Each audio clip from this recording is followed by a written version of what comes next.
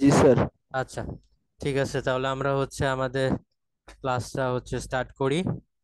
তো আমরা গত ক্লাসে ডেল্টা মডুলেশনের বেশ কিছু কনসেপ্ট দেখেছিলাম, এবং আমরা এরপর একটা ম্যাথস দেখেছিলাম। তো আমরা আজকে ওই যেখান থেকে আমরা গত ক্লাসটা শেষ করেছিলাম, আমরা আজকে ঠিক ওইখান থেকেই শুরু করব। তো এই ম্যাথসটা আমরা দেখেছি, এই এই রিলেটেড ম্যাথসটা আমরা দেখছি আসলে। তো আজকে আমরা এটা নিয়ে কথাবার্তা বলবো। তো এখানে কি বলছে দেখেন, এসএনআর। তো এসএনআর নিয়ে কিন্তু আমরা সবাই কম বেশি অনেক আলোচনা আগেই করছি। তো এখানে যেটা হয়েছে, দেখেন এখানে এসএনআর যেটা, এসএনআর মানে কি? এসএনআর মানে হলো আপনার সিগন্যাল টু নয়েজের যে রেশিওটা। তো আমরা জানি এসএনআর এর দুইটা ইউনিট আছে কাজ করার জন্য। একটা ধরেন যখন আমরা বলি যে সিগন্যাল এর পাওয়ার এবং নয়েজের পাওয়ার, তখন কি ওই এসএনআর এর কোনো ইউনিট থাকে?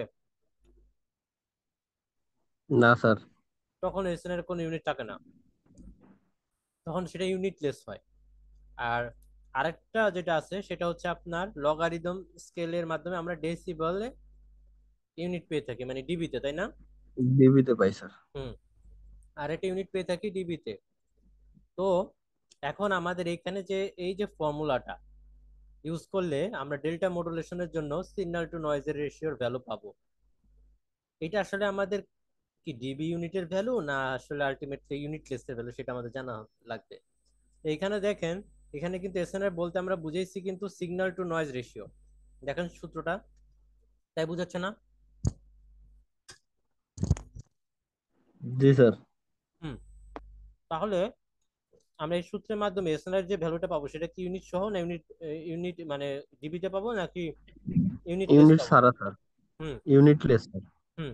তাহলে আমরা এই সূত্রের মাধ্যমে ইউনিটলেসের যে এসএনআর এর মান সেটা পাবো। এখন ওইখান থেকে যদি আমি ডিবিতে বের করতে চাই তাহলে কি করতে হবে? ওই যে আমার ইউনিটলেসের যে ভ্যালু। Sir 10 log. হুম। আপনি ঠিকই বলছেন, ধন্যবাদ। তো যেটা যে 10 log 10, তারপরে ওই ইউনিটলেসের যে ভ্যালুটা আছে সেটা এখানে বসাই দিলেই আমরা এসএনআর এর যে ভ্যালুটা পাবো সেটা কোন স্কেলে পাবো? ডিবি স্কেলে, ডিবি স্যার। তাই না? জি স্যার। আচ্ছা, ঠিক আছে, ধন্যবাদ। এখন দেখেন, তাহলে এখন আমরা এখানে কি বুঝাচ্ছি? এফএস। এফএস মানে কি? Sampling frequency. এই ক্যাপিটাল এফ একটা এম আছে, আর স্মল একটা এম আছে, এটা একটু মনে রাখতে হবে। Small M G sir. যেটা, সেটা আপনার বুঝায় যে মেসেজ সিগন্যালের ফ্রিকোয়েন্সিটা, আর ক্যাপিটাল এম যেটা, সেটা আপনার বুঝাচ্ছে আমাদের এখানে যে লো পাস ফিল্টারটা থাকবে রিসিভিং এন্ডে, ঠিক আছে, রিসিভারে যে লো পাস ফিল্টারটা থাকবে সেইটার কাট অফ ফ্রিকোয়েন্সি, সেটা আমার এই এফ ক্যাপিটাল এম। কথা বোঝা গেছে?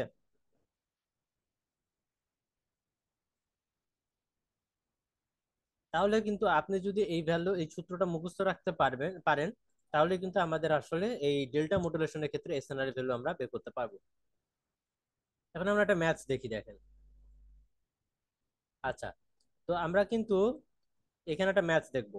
কি বলছে দেখেন, আপনারা একটু কোশ্চেনটা পড়েন, আমি আপনাদেরকে 30 সেকেন্ডস টাইম দিচ্ছি।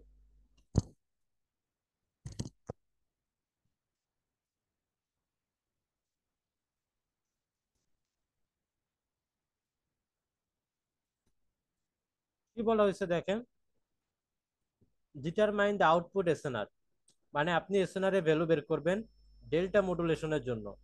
তার মানে ডেল্টা মডুলেশনের জন্য এসএনআর এর ভ্যালু যে সূত্রটা, সেটা কিন্তু আমরা একটু আগে দেখলাম।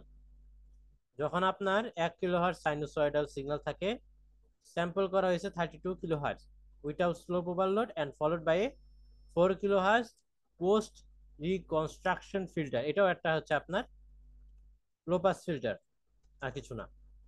তাহলে এখান থেকে আমরা দেখতে পাচ্ছি এফএস এর ভ্যালু কত? 32 কিলোহার্টজ, দ্যাট মিনস 32 × 10⁻³ হার্টজ।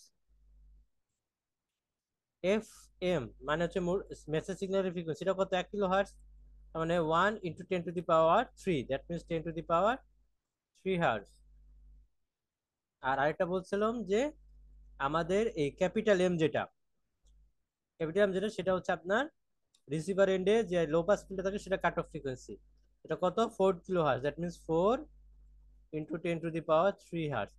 এখন আপনি যদি ওই সূত্রে এই যেগুলো ভ্যালু বসায় দেন, তাইলে কিন্তু আপনি এসএনআর ভ্যালু পেয়ে যাবেন।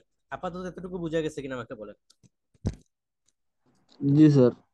হুম, তাহলে আপনি যদি সূত্রে বসান, তাহলে আপনার ভ্যালু আসবে এটা। এখন যদি আমি ডিবির স্কেলে বসাইতে চাই তাহলে কি হবে? ডিবির স্কেলে যদি আপনি আনতে চান তাহলে 10 log 10 এটা করলে আপনি পেয়ে যাবেন ডিবির ভ্যালু। ঠিক আছে?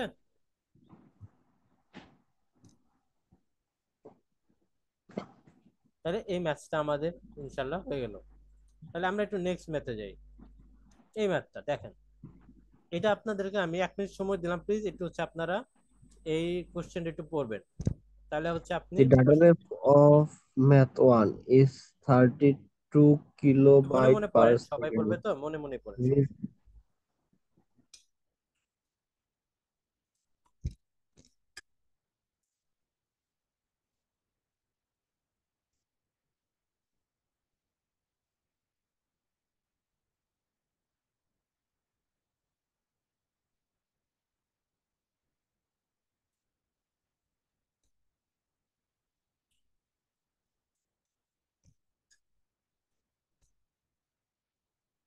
তাহলে দেখেন কি বলছে, data rate of math one, মানে ম্যাথ ওয়ান মানে একটু আগে যেটা দেখলাম, এই যেটা, এই যে এটা, এখানে কি বলছে, এই যে এটা। তো বলছে the data rate of math one is 32 KB/সেকেন্ড।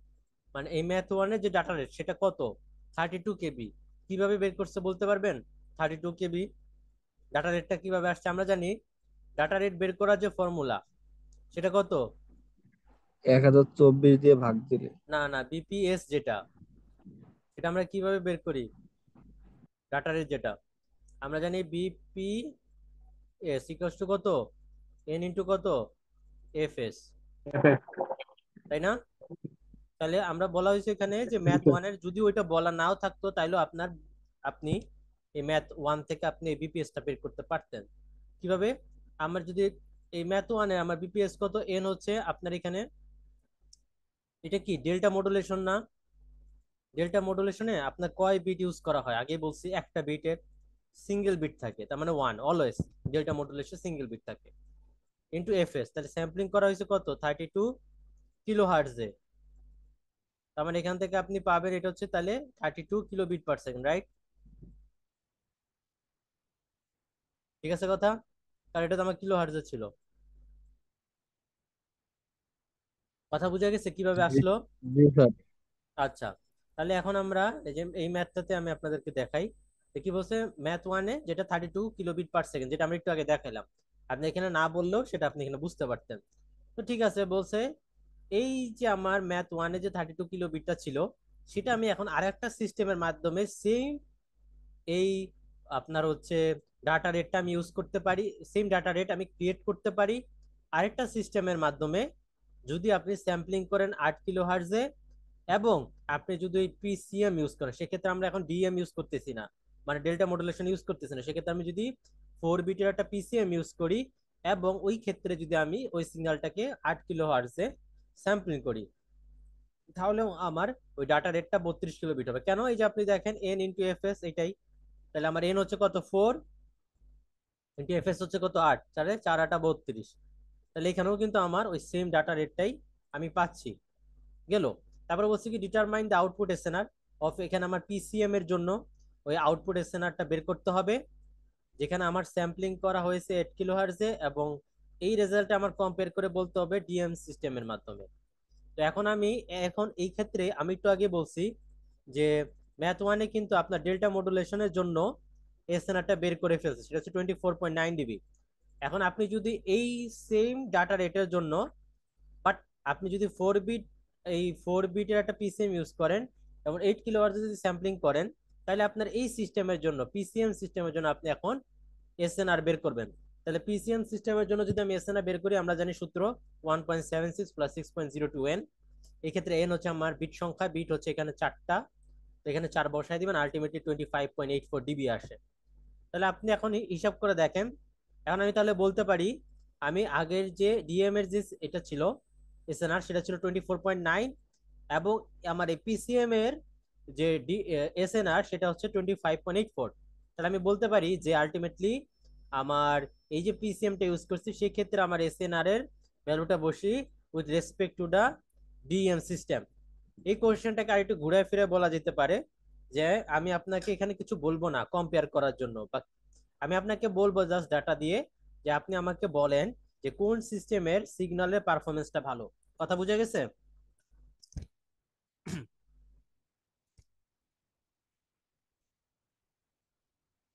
আমি আপনাকে বলতে পারি যে ওই ডাটা দিয়ে যে আপনি ওই ডাটার মাধ্যমে এখন ডিএম এবং এই ডাটার মাধ্যমে আপনি পিসিএম এর জন্য কম্পেয়ার করে দেখাবেন যে এই দুইটার মধ্যে কোন সিস্টেমের ক্ষেত্রে আপনার সিগন্যাল কোয়ালিটি ভালো। তাহলে সেক্ষেত্রে আপনাকে কি বের করতে হবে? ডিএম এর জন্য ওই সূত্র ইউজ করে এসএনআর এর ভ্যালু বের করতে হবে ডিবিটে, আর ঠিক সেম ভাবে আপনার এই ফর্মুলা ইউজ করে পিসিএম এর জন্য আপনার এসএনআর এর ভ্যালু বের করতে হবে ডিবিতে। এবং দুইটার ক্ষেত্রে যেটা ডিবি আর ডিবি বেশি হবে এসএনআর এর ক্ষেত্রে, এসএনআর এর ডিবির ভ্যালু যেটা বেশি হবে সেই সিস্টেমের জন্যই আপনার সিগন্যালের কোয়ালিটি ভালো হবে। তাহলে আমি এখান থেকে যদি কম্পেয়ার করি, তাহলে আপনি দেখতে পাচ্ছেন এই 4 বিট পিসিএম যদি ইউজ করি তাহলে আমার সিগন্যালের এই যে সিস্টেমের এই যে আমার ডিবি আসে হচ্ছে 25.84, আর ডিএম এর জন্য আসে হচ্ছে 24.9। তাহলে আমার আলটিমেটলি বেশি হচ্ছে 25.84। তাহলে আমার এই ক্ষেত্রে এই 4 বিট পিসিএম এর জন্য আপনার সিগন্যালের কোয়ালিটি ভালো থাকবে। That means comparing the result with the SNR of the DM system of math one, the 4 bit PCM system performs better. কথা বোঝা গেছে?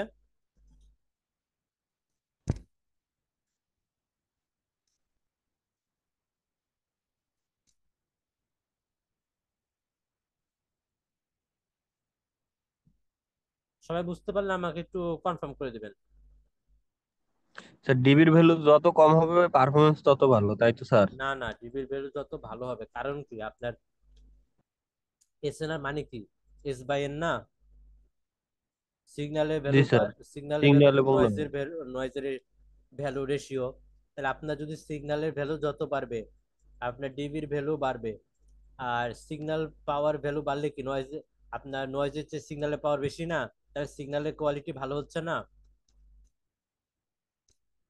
বুঝা গেছে? জি স্যার। হুম। তাহলে এইভাবে আপনারা হচ্ছে জিনিসটা বের করবেন। এই ম্যাথটা আপনারা একটু নিজে দেখবেন। এটা হচ্ছে আমি আপনারা নিজেরাও পারবেন, জাস্ট জাস্ট ফর্মুলা বসাইতে হয় আর কিছু না। এটা আপনাদের জন্য কাজ দিলাম, বাসায় করবেন। যদি কোনো সময় প্রবলেম ফেস করেন আমাকে নেক্সট ক্লাসে বলবেন। ঠিক আছে? এটা একটু করবেন। এরপর চলে আসতেছে লাইন কোডিং। তো নতুন একটা টপিকে চলে আসার আগে আমরা মাঝখানে একটু কথা বলে নিই। আপনাদের একটা সিটি ওই যে ঝড়ের কারণে, মানে রেমালের কারণে আমাদের আপনারা রিকোয়েস্ট করেছিলেন যে যাতে ওই দিন আমি সিটিটা না নিই, কারণ আপনারা হচ্ছে নেটের প্রবলেম ফেস করতেছিলেন, তাই না? জি স্যার। হ্যাঁ। তো এখন আমি আপনাদেরকে আসলে ওই সিটিটা এখন মানে আজকে নিব না, বাট নিব সিটিটা এখন। যেটা হলো আমি আপনাদেরকে তাহলে ওই সেম সিলেবাসের উপর সিটিটা বুধবারে নিতে চাচ্ছি। আপনারা রাজি আছেন? স্যার তাহলে বুধবার তো আমাদের দুইটা ক্লাস থাকে স্যার, বৃহস্পতিবার নিলে ভালো হয়। বৃহস্পতিবার, জি স্যার। বৃহস্পতিবার কয়টায় চান? স্যার বৃহস্পতিবার 8টার পর নিলে ভালো হয় স্যার, 8টার সময় তো সবাই ওই অফিস থেকে চলে আসে স্যার। আচ্ছা, তাহলে যেটা হবে কি